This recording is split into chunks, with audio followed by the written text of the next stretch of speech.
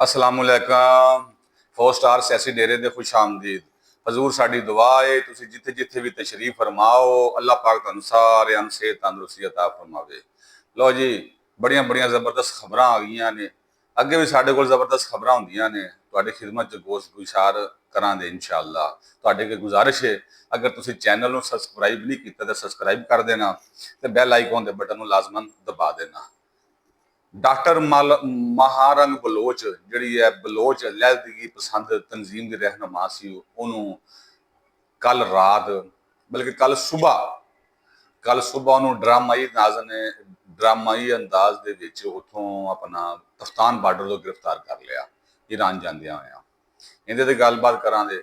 Justice ਕਾਜ਼ੀ ਫਾਇਜ਼ ਈਸਾ ਸਾਹਿਬ ਨੂੰ ਜਿਹੜਾ ਹੈਗਾ ਫੁੱਲ ਕੋਰਟ ਰੈਫਰੈਂਸ ਦੇ ਦਿੱਤਾ ਗਿਆ।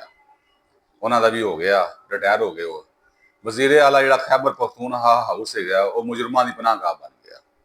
9 ਮਈ ਦੇ ਮੁਜਰਮਾਂ ਦੀ ਪਨਾਹਗਾਹ ਬਣ ਗਿਆ। ਇਹਦੇ ਤੇ ਗੱਲਬਾਤ ਕਰਾਂਗੇ। ਤੁਹਾਡੇ ਕੋਲ ਗੁਜ਼ਾਰਿਸ਼ ਹੈ, अगर तुम चैनल में सबसक्राइब नहीं किया सबसक्राइब कर देना तो बैल आइकॉन के बटन लाजमन दबा देना। लो खबर ध्यान डॉक्टर महारंग बलोच जी बलोचिस्तान के बंदे जोड़े अगा पिछा होए ने आप भी उन्होंने सरबराह है, उन्होंने कल ड्रामाई अंदाज के नाल गिरफ्तार कर लिया गया। कितों तफ्तान बार्डर तो ईरान क्रॉस करती पी सी। उन्होंने ना जोड़ा है पाकिस्तानी एजेंसियां जी ना उन्होंने सुबह तफ्तान बार्डर तो उन्होंने कार्रवाई की, उन्हें गिरफ्तार कर लिया। वो पेस बदलते जोड़ा सी ना जाती पी सी। उन्हें को इंडिया का पासपोर्ट, इंडिया का वीज़ा, इंडिया के वीजे के इंडिया का पासपोर्ट तो इंडिया का वीज़ा तो उन्हें ईरान का वीज़ा लगा सी। उन्हें ईरान का वीज़ा लगा सी। वो पेस बदलते जाती पी सी। जदों साडे एक मिठे प्यारे अफीसर ने सुबह ये ना बार्डर क्रॉस करते पे सन, तकरीबन कोई हिसाब ला लो कोई सुबह हज के टाइम को 3-4 बजे ये बंदे ना बार्डर क्रॉस करते पे। इहदे 4 खवातीन ते 8 बंदे सन, टोटल 12 बंदे सन, 13वीं है सी। जो इन्होंने ना एक अफसर बैठा सी तो उन्हें जो इनू देखिया ना उन्हें शक जा पिया कि जिमें ना जी ना ये महारंग बलोच हैगी लैहदगी पसंद जी तहरीक की सरबराह जी पिछे है इस्लामाबाद लिया अहमद मीर के नाल बहदे इत्थे आ गई सी। जो इन्हें रौला पाया सी जो बंदे वाह इन्हें ये होया वो होया ते ये उत्थे ना आ गई। जो उनकी तलाशी ली गई तो जो उन्होंने जो नकाब हटाया गया उनके सिर तो बिग बुग लाई गई और उनका मेकअप लाया गया तो थल्यों सी जी ना ये महारंग बलोच जोड़ा सी ना बरामद हुई।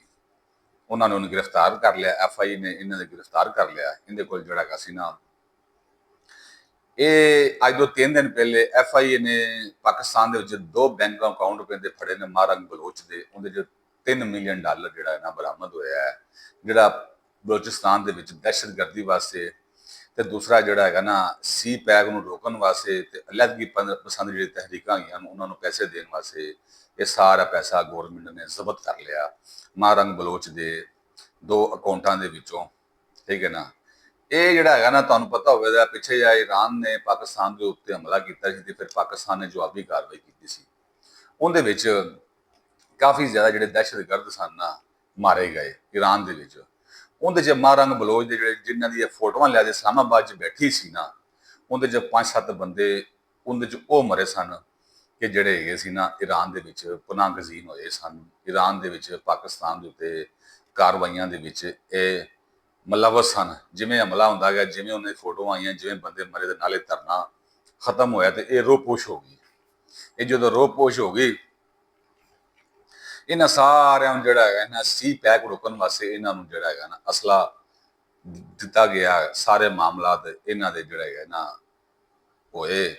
इहदे नाल तहरीक इंसाफ भी शामिल हो गई उस धरने दे विच। समझ अज तक ये नहीं आई हैगी ये जिहड़ी कौमे यूथ हैगी है ये जो भी कोई पाकिस्तान मुखालफ बयानियां कोई एजेंडा आंदा है तो भजदे उहदे नाल हो जाती है। तुसीं कोई भी इन्हां दा मामला वेख लो, चाहे शंघाई तामन तंजीम वेख लवो, सी पैक का मामला वेख लवो, कोई होर मामला वेख लवो, मुल्क के दूसरे तीसरे मामला वेख लवो, ये सारे तुहानूं किते ना किते तुहानूं PTI का तुहानूं कोई ना कोई किरदार जरूर नजर आवेगा।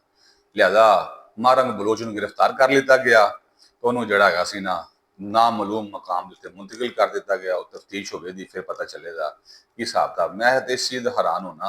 देखो पाकिस्तान के ਇੰਡੀਆ ਦਾ ਪਾਸਪੋਰਟ ਆਇਆ ਹੈ, ਇੰਡੀਆ ਦੇ ਪਾਸਪੋਰਟ ਤੇ ਈਰਾਨ ਦਾ ਵੀਜ਼ਾ ਲੱਗਾ ਗਿਆ ਹੈ। ਦੇਖੋ ਕੈਸੀ ਗੱਲ ਹੈਗੀ ਹੈ। ਅੱਲਾਹ ਪਾਕ ਇਹਨਾਂ ਦੇ ਹਾਲ ਦੇ ਰਹਿਮ ਕਰੇ। ਅਸੀਂ ਆਪਦੀ ਏਜੰਸੀਆਂ ਨੂੰ ਖਰਾਜੇ ਤਕਸੀਮ ਪੇਸ਼ ਕਰਨੇ ਕਿ ਜਿਨ੍ਹਾਂ ਨੇ ਇਹ ਜਿਹੜਾ ਹੈਗਾ ਨਾ ਇਸ ਔਰਤ ਨੂੰ ਗ੍ਰਿਫਤਾਰ ਕੀਤਾ ਗਿਆ। ਅੱਜ ਕਾਜ਼ੀ ਫਾਇਜ਼ ਈਸਾ ਸਾਹਿਬ ਦਾ ਜਿਹੜਾ ਹੈਗਾ ਨਾ ਫੁੱਲ ਕੋਰਟ ਰੈਫਰੈਂਸ ਹੋਇਆ।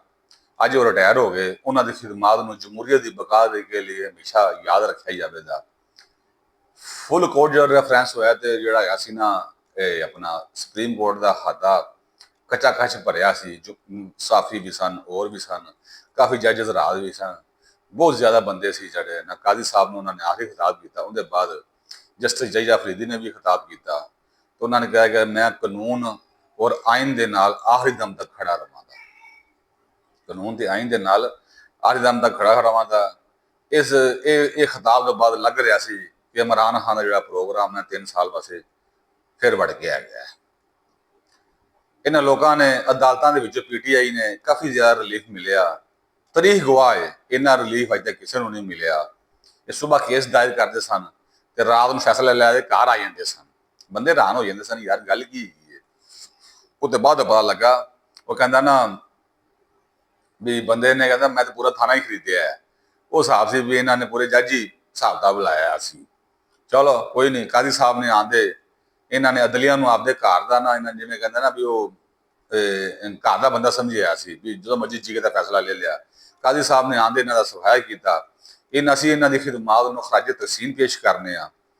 PTI ਨੇ ਕਾਜ਼ੀ ਸਾਹਿਬ ਨੂੰ ਰੋਕਣ ਵਾਸਤੇ ਬੜਾ ਜ਼ੋਰ ਲਾਇਆ। ਉਹਨਾਂ ਤੇ ਰੈਫਰੈਂਸ ਵੀ ਦਾਇਰ ਕੀਤਾ। ਉਹਨਾਂ ਦੀ ਬੇਗਮ ਦੇ ਉੱਤੇ ਬੜਾ ਮਾਮਲਾਤ ਕੀਤੇ ਔਰ ਬੜਾ ਇਹਨਾਂ ਨੇ ਜਿਹੜਾ ਨਾ ਕਾਜ਼ੀ ਸਾਹਿਬ ਨੂੰ ਰੋਕਣ ਵਾਸਤੇ ਇਹਨਾਂ ਨੇ ਕਹਿੰਦੇ ਨਾ ਆਪਦੀ ਇਹਦੀ ਚੋਟੀ ਦਾ ਜ਼ੋਰ ਲਾਇਆ, ਲੇਕਿਨ ਇਹ ਨਾਕਾਮ ਹੋਏ। ਕਾਜ਼ੀ ਸਾਹਿਬ ਨੇ ਆਏ ਨੇ, ਉਹਨਾਂ ਨੇ ਜਮਹੂਰੀਅਤ ਨੂੰ ਮਜ਼ਬੂਤ ਕੀਤਾ ਤੇ ਪਾਰਲੀਮੈਂਟ ਨੂੰ ਬਹੁਤ ਜ਼ਿਆਦਾ ਮਜ਼ਬੂਤ ਕੀਤਾ।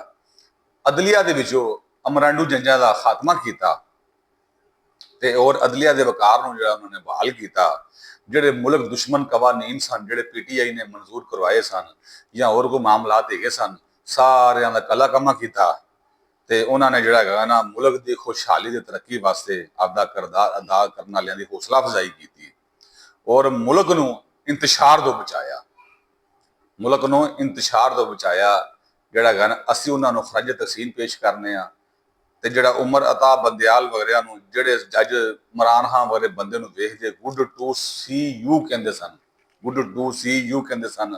ਤੇ ਜਿਹੜਾ ਹੈਗਾ ਸੀ ਉਹ ਪਿਛਲਾ ਚੀਫ ਜਸਟਿਸ ਸੀ ਉਹ ਜਿਹੜਾ ਖੋਸਾ, ਉਹ ਇਹਨਾਂ ਨੂੰ ਵੇਖਦੇ ਲੁੜੀਆਂ ਪਾਵੇ। ਇਹਨਾਂ ਦੀਆਂ ਬੇਗਮਾਂ ਜ਼ਮਾਨ ਪਾਰਕ ਦੇ ਵਿੱਚ ਬਹਿ ਦੇ ਉਮਰ ਅਤਾ ਬੰਦਿਆਲ ਦੀ ਬੇਗਮ ਦੀ ਸੀ ਵੀਡੀਓ ਦੇਖੀ ਹੈ, ਖੁਦ ਦੇਖੀ ਹੈ, ਸਾਹਮਣੇ ਤਸਵੀਰਾਂ ਦੇਖੀਆਂ ਗਈਆਂ ਨੇ। ਉਹਦੀ ਬੇਗਮ ਜਿਹੜੀ ਹੈਗੀ ਨਾ ਉੱਥੇ ਬਹਿ ਕੇ ਦੇਖ ਸਾਲਨ ਵੰਡਣ ਡਈ ਹੈ ਯੂਥੀਆਂ ਨੂੰ। ਯੂਥੀਆਂ ਤੁਸੀਂ ਹਿਸਾਬ ਲਾਓਗੇ ਇਸ ਅਦਲੀਆ ਕੋਲ ਕਿਵੇਂ ਕਿਸੇ ਬੰਦੇ ਨੂੰ ਇਨਸਾਫ ਮਿਲ ਸਕਦਾ ਹੈਗਾ ਸੀ। ਤੇ ਉਮਰ ਅਤਾ ਬੰਦਿਆਲ ਦੇ ਜਿਹੜੇ ਗਲਤ ਫੈਸਲਿਆਂ ਨੂੰ ਜਿਹੜਾ ਹੈਗਾ ਨਾ ਗਲਤ ਸਾਬਤ ਕਰਦੇ ਅਦਲੀਆ ਦਾ ਵਕਾਰ ਉਹਨਾਂ ਨੇ ਬਹਾਲ ਕੀਤਾ ਹੈ। ਇਹਨਾਂ ਦੀ ਖਿਦਮਾਤ ਨੂੰ, ਕਾਜ਼ੀ ਸਾਹਿਬ ਦੀ ਖਿਦਮਾਤ ਨੂੰ ਮੁੱਤਾਂ ਤੱਕ ਯਾਦ ਰੱਖਿਆ ਜਾਵੇਗਾ। ਸਾਡੀ ਖੁਆਇਸ਼ ਹੈ ਕਿ ਜਿਹੜੀ ਵੀ ਆਈਨੀ ਅਦਾਲਤ ਬਣੇ ਕਾਜ਼ੀ ਸਾਹਿਬ ਦੇ ਚੀਫ ਜਸਟਿਸ ਹੋਣ। ਉਹਨਾਂ ਦੀ ਬਹੁਤ ਜ਼ਿਆਦਾ ਜ਼ਰੂਰਤ ਹੈ। ਇਹਨਾਂ ਦੇ ਵਾਲਦ ਸਾਹਿਬ ਸਨ ਕਾਇਦੇ ਆਜ਼ਮ ਦੇ ਬਿਹਤਰੀਨ ਸਾਥੀ ਸਨ। ਉਹਨਾਂ ਨੇ ਨਾਲ ਰਲਦੇ ਪਾਕਿਸਤਾਨ ਬਣਾਇਆ। ਅਸੀਂ ਦੁਆ ਕਰਾਂਗੇ ਅੱਲਾਹ ਪਾਕ ਇਹਨਾਂ ਸਾਰਿਆਂ ਨੂੰ ਸਿਹਤ ਤੰਦਰੁਸਤੀ ਅਤਾ ਫਰਮਾਵੇ। ਅਸੀਂ ਅੱਲਾਹ ਅੱਗੇ ਵੀ ਦੁਆ ਕਰਾਂਗੇ ਜਾਂ ਅੱਲਾਹ ਪਾਕ ਸਾਡਾ ਜਿਹੜਾ ਹੈਗਾ ਨਾ ਜੁਡੀਸ਼ੀਅਲ ਨਿਜ਼ਾਮ ਜਿਹੜਾ ਹੈਗਾ ਨਾ ਸਾਡੇ ਨੂੰ ਇਹਨੂੰ ਮਜ਼ਬੂਤ ਫਰਮਾ ਤਾकि ਅਸੀਂ ਦੂਸਰੀ ਕੌਮਾਂ ਮਜ਼ਹਬਾਂ को तरक्की कर लिए। बहुत बहुत शुक्रिया, मेहरबानी। अस्सलाम वालेकुम वरहमतुल्लाहि वबरकातुहू।